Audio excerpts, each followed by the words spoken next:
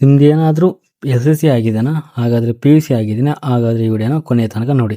ಯಾಕಪ್ಪ ಅಂದರೆ SSLC ಮತ್ತು PUC ಆದರೆ ಏನಪ್ಪ ಅಂದರೆ ಕೋರ್ಟಲ್ಲಿ ನಿಮಗೆ ಜಾಬ್ ವೇಕೆನ್ಸಿ ಇಲ್ಲಿ ಕಾಲ್ಫರ್ ಮಾಡಿದ್ರು. ಓಕೆನಾ, ಈ ವಿಡಿಯೋದಲ್ಲಿ ಕಂಪ್ಲೀಟಾಗಿ ನೋಡ್ತಾ ಹೋಗೋಣ. ಓಕೆನಾ, ಯಾರು ಅಪ್ಲೈ ಮಾಡ್ಬೋದು, ಯಾವ SSLC ಮೇಲೆ ಆದರೂ ಅಪ್ಲೈ ಮಾಡ್ಬೋದಾ, PUC ಮೇಲೆ ಅಪ್ಲೈ ಮಾಡ್ಬೋದಾ, ನಿಮ್ಗೆ ಏನೇನು ಕ್ವಾಲಿಫಿಕೇಷನ್ ಇರಬೇಕನ್ನೋದು ಈ ವಿಡಿಯೋದಲ್ಲಿ ಕಂಪ್ಲೀಟಾಗಿ ಸ್ಟೆಪ್ ಬೈ ಸ್ಟೆಪ್ ನೋಡ್ತಾ ಹೋಗೋಣ. ಓಕೆನಾ, ಹಾಗೆ ಇನ್ನೂ ಯಾರನ್ನ ಚಾನಲ್ ಸಬ್ಸ್ಕ್ರೈಬ್ ಮಾಡಿಲ್ಲ, ಈ ವಿಡಿಯೋದಲ್ಲಿ ಎಲ್ಲ ಚಾನಲ್ನ ಸಬ್ಸ್ಕ್ರೈಬ್ ಮಾಡಿ. ಓಕೆನಾ, ಈಗ ಏನಪ್ಪ ಅಂದರೆ ಯಾವ ಕಡೆಯಿಂದ ನಿಮಗೆ ನೋಟಿಫಿಕೇಶನ್ ರಿಲೀಸ್ ಮಾಡಿದಾರಪ್ಪ ಅಂದರೆ ಯಾದಗಿರಿ ಜಿಲ್ಲೆಯ ಏನಪ್ಪ ಅಂದರೆ ಯಾದಗಿರಿ ಜಿಲ್ಲೆಯ ಕೋರ್ಟಲ್ಲಿ ಏನಪ್ಪ ಅಂದರೆ ಜಿಲ್ಲಾ ಕೋರ್ಟಲ್ಲಿ ಏನಪ್ಪ ನಮಗೆ ಈಗ ಜಾಬ್ ನೋಟಿಫಿಕೇಶನ್ ರಿಲೀಸ್ ಮಾಡಿದ್ರು. ಓಕೆನಾ, ಈ ವಿಡಿಯೋದಲ್ಲಿ ಕಂಪ್ಲೀಟಾಗಿ ಇದ್ರ ಬಗ್ಗೆ ನೋಡ್ತಾ ಹೋಗೋಣ. ಓಕೆನಾ, ಮೊದಲನೇಗೆ ಬಂದ್ಬಿಟ್ಟು ಏನಪ್ಪ ಅಂದರೆ ಹೈಲೈಟ್ಸ್ ನೋಡ್ತಾ ಹೋಗೋಣ. ಓಕೆನಾ, ಏನಪ್ಪ ಅಂದರೆ 10ನೇ ತರಗತಿ ಪಾಸಾದ ಅಭ್ಯರ್ಥಿಗಳಿಗೆ ಏನಪ್ಪ ಅಂದರೆ ಹೆಚ್ಚು ಅವಕಾಶ ಇರುತ್ತೆ. ಓಕೆನಾ, ಅದಾದಮೇಲೆ ಟೋಟಲ್ ಹುದ್ದೆಗಳು ಬಂದ್ಬಿಟ್ಟು ಏನಪ್ಪ ನಮಗೆ 14 ಹುದ್ದೆಗಳು ಇಲ್ಲಿ ಖಾಲಿಗೆ ಇರ್ತಾವೆ ಅಂತ ನಾವು ನೋಡ್ತಾ ಹೋಗ್ಬೋದು.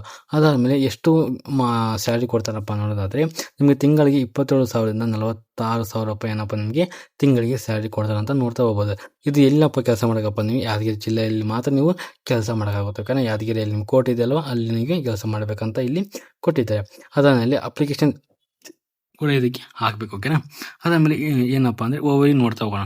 ಸಂಸ್ಥೆ ಹೆಸರು ಬಂದ್ಬಿಟ್ಟು ಏನಪ್ಪ ಅಂದರೆ ಯಾದಗಿರಿ ಜಿಲ್ಲಾ ನ್ಯಾಯಾಲಯ ಏನಪ್ಪ ಅಂದರೆ ಯಾದಗಿರಿಯ ಏನಪ್ಪ ಅಂದರೆ ಹೈಕೋರ್ಟ್ ಇಲ್ಲಿ ನಿಮಗೆ ಇದೊಂದು ಸಂಸ್ಥೆ ಕಡೆಯಿಂದ ಏನಪ್ಪ ನಮಗೆ ಕನ್ಫರ್ಮ್ ಮಾಡಿದ್ದಾರೆ. ಓಕೆ, ಹುದ್ದೆಗಳ ಹೆಸರು ಬಂದ್ಬಿಟ್ಟು ಏನಪ್ಪ ಅಂದರೆ ಪ್ರೊಸೆಸರ್ ಸರ್ವರ್ ಆ್ಯಂಡ್ ಅಟೆಂಡರ್ಗೆ ಏನಪ್ಪ ನಮಗೆ ಹುದ್ದೆಗಳು ಇಲ್ಲಿ ಖಾಲಿ ಇರ್ತವೆ ಅಂತ ನಾವು ನೋಡ್ತಾ ಹೋಗ್ಬೋದು.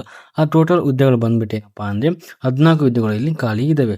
ಉದ್ಯೋಗ ಸ್ಥಳ ಬಂದ್ಬಿಟ್ಟು ಏನಪ್ಪ ಅಂದರೆ ನಮ್ಮ ಯಾದಗಿರಿಯಲ್ಲಿ ನಮಗೆ ಉದ್ಯೋಗ ಸ್ಥಳ ಆಗಿರುತ್ತೆ. ಅದಾದಮೇಲೆ ವೇತನ ಬಂದ್ಬಿಟ್ಟು 27,000 47,000 ರೂಪಾಯಿ ಏನಪ್ಪ ಸಂಬಳ ಆಗಿರುತ್ತೆ. ಯಾವ ಥರ ಅಪ್ಲಿಕೇಶನ್ ಆಗಬೇಕಂದ್ರಪ್ಪ ನೀವು ಆನ್ಲೈನ್ ಮುಖಾಂತರ ಅಪ್ಲಿಕೇಶನ್ ಆಗಬೇಕು. ಆನ್ಲೈನ್ ಮುಖಾಂತರ ಅಂದರೆ ನೀವು ಅಲ್ಲಿಗೆ ಹೋಗಿ ಕೊಡಬೇಕಂತ ಅವಶ್ಯಕತೆ ಇರಲ್ಲ. ಓಕೆ, ನೀವು ಪೋಸ್ಟ್ ಮುಖಾಂತರ ನೀವು ಅಪ್ಲಿಕೇಶನ್ ಹಾಕ್ಬೋದು. ಅರ್ಜಿಯ ಪ್ರಾರಂಭ ದಿನಾಂಕ ಬಂದ್ಬಿಟ್ಟು ಏನಪ್ಪ ಅಂದರೆ 13 ಮಾರ್ಚ್ 2026ನೇ ತಾರೀಕಿನ ಸ್ಟಾರ್ಟ್ ಆಗಿ ಏಪ್ರಿಲ್ 12ನೇ ತಾರೀಕು ನಿಮಗೆ ಕೊನೆಯ ದಿನಾಂಕ ಆಗಿರುತ್ತೆ. ಓಕೆನಾ, ಈ ಡೇಟನ್ನು ಮಾರ್ಕ್ ಮಾಡಿ ಇಟ್ಕೊಳ್ಳಿ. ಓಕೆನಾ, ನೀವು ಅಪ್ಲಿಕೇಶನ್ ಹಾಕಬೇಕಂದ್ರೆ ಆಫ್ಲೈನ್ ಮುಖಾಂತರ ಪೋಸ್ಟ್ ಮುಖಾಂತರ ಅಪ್ಲೈ ಮಾಡ್ಬೋದು. ಯಾವ ಥರ ಅಪ್ಲೈ ಮಾಡೋಕೆ ನಾನು ಮುಂದೆ ನಿಮಗೆ ತಿಳಿಸ್ತಾ ಹೋಗ್ತೀನಿ. ಓಕೆ, ಅದಾದಮೇಲೆ ಪೋಸ್ಟ್ ಡೀಟೇಲ್ಸ್ನ ನೋಡ್ತಾ ಹೋಗೋಣ. ಓಕೆನಾ, ಪ್ರೊಸೆಸರ್ ಸರ್ವರ್ಗೆ ಏನಪ್ಪ ಅಂದರೆ 7 ಪೋಸ್ಟ್ಗಳು ಖಾಲಿದ್ದಾವೆ. ಹಾಗೆ ಅಟೆಂಡರ್ಗೆ ಏನಪ್ಪ ಅಂದರೆ 7 ಪೋಸ್ಟ್ಗಳು ಇಲ್ಲಿ ಖಾಲಿದ್ದಾವೆ ಅಂತ ನಾವು ನೋಡ್ತಾ ಹೋಗ್ಬೋದು. ಏನಪ್ಪ ಅಂದರೆ ನೆಕ್ಸ್ಟ್ ಬಂದ್ಬಿಟ್ಟು ಪ್ರೊಸೆಸರ್ ಸರ್ವರ್ಗೆ ಏನಪ್ಪ ಅಂದರೆ 27,000 46,000 ಸಂಬಳ ಕೊಡ್ತಾರೆ. ಹಾಗೆ ಅಟೆಂಡರಿಗೆ ಕೂಡ ಸೇಮ್ ನಿಮ್ಗೆ ಏನಪ್ಪ ಅಂದರೆ 27,000 46,675 ಸ್ಯಾಲರಿ ಇಲ್ಲಿ ನೀಡ್ತಾರೆ ಅಂತ ನಾವು ನೋಡ್ತಾ ಹೋಗ್ಬೋದು. ಅದಾದ ನೆಕ್ಸ್ಟ್ ಬಂದ್ಬಿಟ್ಟು ಏನಪ್ಪ ಅಂದರೆ ಕ್ವಾಲಿಫಿಕೇಷನ್ ಡೀಟೇಲ್ಸ್ ನೋಡ್ತಾ ಹೋಗೋಣ.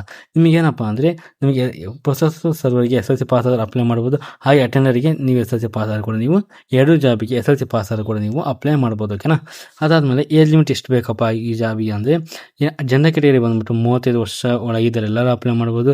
2A 2B 3A 3B ಅವರು 38 ವರ್ಷ ಒಳಗಿದ್ದಾರೆ ಎಲ್ಲರೂ ಅಪ್ಲೈ ಮಾಡ್ಬೋದು. ಹಾಗೆ SC ST ಕ್ಯಾಟಗರಿ ಒಂದು ವಿದ್ಯಾರ್ಥಿಗಳು ಏನಪ್ಪ ಅಂದರೆ 40 ವರ್ಷಗಳು ಇದ್ದವರೆಲ್ಲರೂ ಕೂಡ ಈ ಜಾಬಿಗೆ ನೀವು ಅಪ್ಲೈ ಮಾಡ್ತಾ ಹೋಗ್ಬೋದು. ಅದಾದಮೇಲೆ ಅಪ್ಲಿಕೇಶನ್ ಫೀಸ್ ಎಷ್ಟಿರುತ್ತಪ್ಪ ಅಂದರೆ ಈಗ ಜನರಲ್ ಕ್ಯಾಟಗರಿ ಬಂದ್ಬಿಟ್ಟು 200 ರೂಪಾಯಿ ಅಪ್ಲಿಕೇಶನ್ ಫೀಸ್ ಇರುತ್ತೆ. ಹಾಗೆ 2A 2B 3A 3B ವಿದ್ಯಾರ್ಥಿಗಳಿಗೆ 100 ರೂಪಾಯಿ ಅಪ್ಲಿಕೇಶನ್ ಫೀಸ್ ಇರುತ್ತೆ. SC ST ಕ್ಯಾಟಗರಿ ಏನಪ್ಪ ಅಂದರೆ ನಿಮಗೆ ಕೂಡ ಇಲ್ಲಿ 100 ರೂಪಾಯಿ ಅಪ್ಲಿಕೇಶನ್ ಇರುತ್ತೆ. ಓಕೆನಾ, ನೀವು 100 ರೂಪಾಯಿ ಪೇ ಮಾಡ್ಬೇಕಂತ ಇಲ್ಲಿ ನಾವು ನೋಡ್ತಾ ಹೋಗ್ಬೋದು. ಅಪ್ಲಿಕೇಶನ್ ಡೇಟ್ ಯಾವಾಗ ಸ್ಟಾರ್ಟ್ ಆಗುತ್ತಪ್ಪ ಅಂದರೆ ಮಾರ್ಚ್ 13 ತಾರೀಕು ಏನಪ್ಪ ಅಂದರೆ ಅಪ್ಲಿಕೇಶನ್ ಸ್ಟಾರ್ಟ್ ಆಗಿ ಏಪ್ರಿಲ್ ಏನಪ್ಪ ಅಂದರೆ 12 ತಾರೀಕಿನ ಕೊನೆಯ ದಿನಕ್ಕೆ ಆಗಿರುತ್ತೆ. ಓಕೆನಾ, ಅದಾದಮೇಲೆ ಫೀ ಪೇಮೆಂಟ್ ಡೀಟೇಲ್ಸ್ ಏನು ಲಾಸ್ಟ್ ಬಂದ್ಬಿಟ್ಟು ಏನಪ್ಪ ಅಂದರೆ 13 ತಾರೀಕು ಏಪ್ರಿಲ್ ನಮಗೆ ಫೀ ಏನಪ್ಪ ಅಮೌಂಟ್ ಪೇ ಮಾಡೋದು ಲಾಸ್ಟ್ ಡೇಟ್ ಆಗಿರುತ್ತೆ. ಓಕೆ, ಈಗ ಯಾವ ಥರ ಅಪ್ಲೈ ಮಾಡೋಕ್ಕಪ್ಪ ನಾವು ಈ ಜಾಬ್ ಅಂದರೆ ಮೊದಲನೇದಾಗಿ ನಾನು ಕೆಳಗೆ ಡಿಸ್ಕ್ರಿಪ್ಷನ್ ಬಾಕ್ಸಲ್ಲಿ ನಿಮಗೆ ಅಫಿಷಿಯಲ್ ನೋಟಿಫಿಕೇಶನ್ ಕೊಟ್ಟಿರ್ತೀನಿ. ಅದನ್ನು ಒನ್ ಟೈಮ್ ಕಂಪ್ಲೀಟಾಗಿ ಓದ್ಕೊಳ್ಳಿ. ನೆಕ್ಸ್ಟ್ ಬಂದ್ಬಿಟ್ಟು ಏನು ಅಪ್ಲಿಕೇಶನ್ ಡೌನ್ಲೋಡ್ ಮಾಡ್ಕೊಂಡು ನೀವು ಪ್ರಿಂಟ್ಔಟ್ ತಗೋಬೇಕು. ಅದೊಂದು ಮೇನ್ ಪ್ರಿಂಟ್ಔಟ್ ತಗೊಂಡು ಏನಪ್ಪ ಅಂದರೆ ಅಪ್ಲಿಕೇಶನ್ ಫಾರ್ಮ್ ಸರಿಯಾಗಿ ಫಿಲ್ ಮಾಡಬೇಕು. ಓಕೆನಾ, ಅಪ್ಲಿಕೇಶನ್ ಎಲ್ಲ ಕರೆಕ್ಟಾಗಿ ಫಿಲ್ ಮಾಡಾದ್ಮೇಲೆ ನಿಮಗೆ ಡಾಕ್ಯುಮೆಂಟ್ ಎಲ್ಲ ಅದಕ್ಕೆ ಅಟ್ಯಾಚ್ ಮಾಡಬೇಕು. ಓಕೆ, ಡಾಕ್ಯುಮೆಂಟ್ ಎಲ್ಲ ಅದಕ್ಕೆ ಅಟ್ಯಾಚ್ ಮಾಡಾದ್ಮೇಲೆ ಏನಪ್ಪ ಅಂದರೆ ನಿಮಗೆ ಪೋಸ್ಟ್ ಮುಖಾಂತರ ಆ ಕೋರ್ಟಿಗೆ ನೀವು ಕಳಿಸ್ಬೇಕು. ಓಕೆ, ನೀವು ಹೋಗಿ ಕೊಡಬೇಕಂತ ಅವಶ್ಯಕತೆ ಇರಲ್ಲ. ಜಸ್ಟ್ ನೀವು ಪೋಸ್ಟ್ ಮುಖಾಂತರ ಅದಕ್ಕೆ ಕಳಿಸಿದ್ರೆ ಸಾಕು, ಅವ್ರು ನೀವು ಅಪ್ಲಿಕೇಶನ್ ಅಕ್ಸೆಪ್ಟ್ ಮಾಡ್ತಾರೆ. ಓಕೆ, ಅಡ್ರೆಸ್ ಬಂದ್ಬಿಟ್ಟು ಏನಪ್ಪ ಅಂದರೆ ಡಿಸ್ಟ್ರಿಕ್ಟ್ ಕೋರ್ಟ್ ಯಾದಗಿರಿ 585201 ಕರ್ನಾಟಕ ಏನಪ್ಪ ಅಂದರೆ ಇದು ಅವ್ರ ಅಡ್ರೆಸ್ ಆಗೈತಿ. ಅಡ್ರೆಸ್ ಮುಖಾಂತರ ಏನಪ್ಪ ನಿಮ್ಮದು ಎಲ್ಲ ಏನಪ್ಪ ಅಂದರೆ ಅದು ಅಪ್ಲಿಕೇಶನ್ ಫಾರ್ಮ್ ಡೌನ್ಲೋಡ್ ಮಾಡಿಕೊಂಡು ಫಾರ್ಮ್ ಫಿಲ್ ಮಾಡಿ ನಿಮ್ಮದು signature, photo, SSLC marks card, caste income, Aadhaar card ಎಲ್ಲ ಕೂಡ ಅದು ಅಪ್ಡೇಟ್ ಮಾಡಿ ಈ ಅಡ್ರೆಸ್ಗೆ ನೀವು ಪೋಸ್ಟ್ ಮಾಡಿದರೆ ಸಾಕು. ಓಕೆನಾ, ಅದಾದಮೇಲೆ ಇಂಪಾರ್ಟೆಂಟ್ ಲಿಂಕ್ಸ್ ಬಂದ್ಬಿಟ್ಟು ಏನಪ್ಪ ಅಂದರೆ ನಮ್ಮ ಡಿಸ್ಕ್ರಿಪ್ಷನ್ ಬಾಕ್ಸಲ್ಲಿ ಅಫಿಷಿಯಲ್ ವೆಬ್ಸೈಟ್ ಕೊಟ್ಟಿದ್ದೀನಿ, ಡೌನ್ಲೋಡ್ ಮಾಡ್ಕೊಳ್ಳಿ.